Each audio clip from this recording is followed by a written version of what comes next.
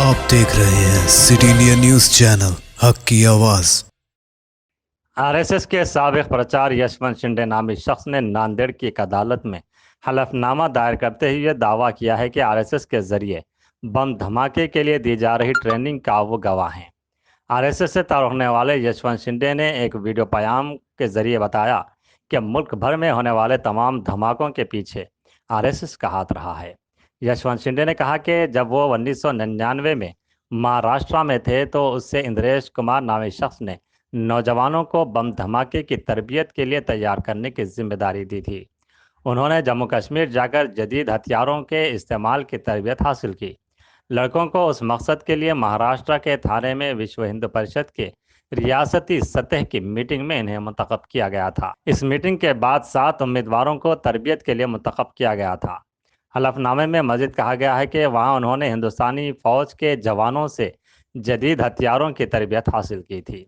हलफनामे के मुताबिक राज के हवाड़ी नामी यह शख्स एक ट्रेनिंग सेंटर चलाता था और वही उस ट्रेनिंग सेंटर पर लोगों को ले जाता और वापस लाया करता था। और वही धारावाड़े हैं जिसे बाद में मालेगांव 2008 के धमाके के केस में गिरफ्तार किया गया था। हथियार की ट्रेनिंग देने के बाद मुंतजमीन तरबियत हासिल करने वालों को गाड़ी के जरिए एक वीरान जंगलाती इलाके ले जाकर धमाकों की रिहल सहल करवाते थे ताकि बमों की जांच की जा सके। हलफनामे में कहा गया है कि बीजेपी और आरएसएस जिन्होंने जानबूझकर यशवंत शिंदे को इस प्रोजेक्ट में शामिल किया था क्योंकि वो जानते थे कि वो चाहे तो पूरे मुल्क में बम धमाके करवा सकता है। उसका राबता महाराष्ट्र, पंजाब, आसाम, यूपी, कर्नाटक और मगरबी बंगाल में था, जहां पर वो कई लीडरों को जानता था। अगर वो चाहता तो 500 से 600 बम धमाके करवा सकता था, लेकिन वो आरएसएस के लीडरों के अज़ाइम को जान चुका था, इसलिए उसने मंसूबे को नाकाम बना दिया और बेकसूरों की जान नहीं लेना चाहा। कर्नाटक के श्री राम सेना के प्रमोदास साजिश से बखूबी वाकिफ होने की बात शिंदे ने कही है। हलफनामे में कहा गया है कि साजिश करने वाले खौफजदा होकर ज़ेर ज़मीन चले गए थे, लेकिन वह खुफिया तौर पर साजिशें करते रहे। ज़ेर ज़मीन रहकर उन्होंने मुल्क भर में कई बम धमाके किए और मुतासिब पुलिस और एक तरफा मीडिया की मदद से उसका इल्ज़ाम मुसलमानों पर लगाया। हलफनामे के मुताबिक 2014 में बीजेपी ने मरकज़ में इक़्तिदार पर कब्ज़ा किया और नरेंद्र मोदी वज़ीर आज़म बने।